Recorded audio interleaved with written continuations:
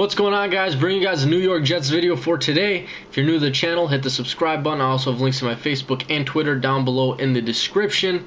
So let's hit the New York Jets head on, man. I mean, they finished at 6-10 in their 2012 season, drafting 9th overall in the 2013 draft. They have so many needs in this offseason. I don't even know where to start. I have right here written down, offseason goal, whatever you can get. Their staff. They fired Mike Tannenbaum, their GM. They hired John Idzik as their new GM. They kept Rex Ryan there. Transactions so far in this offseason.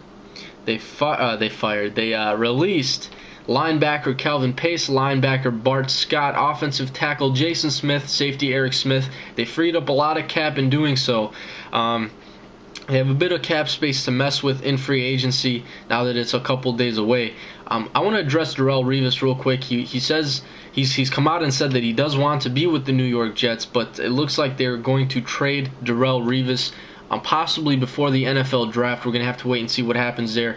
A few teams that have been speculated to be interested are the San Francisco 49ers and the Atlanta Falcons, but both teams have come out and said that they're not interested. They could be downplaying that.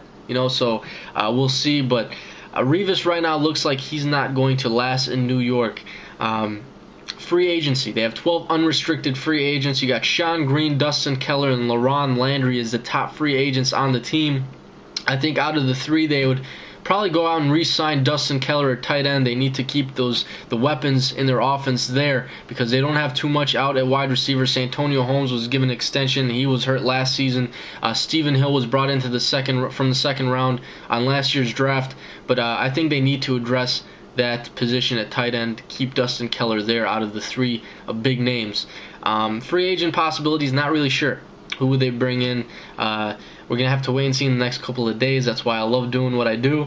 But draft needs, let's address those. Quarterback, offensive tackle, wide receiver, running back, outside linebacker, middle linebacker, and safety. So they've got a laundry list there.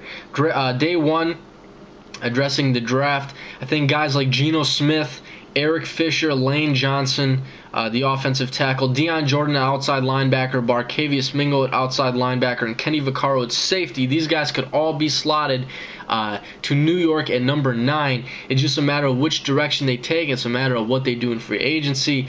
Geno Smith would be interesting if he is there at 9. I'm not sure if he will be. I don't think he's a top 10 draft prospect. In fact, I think he's a late first at best, but teams are going to get desperate.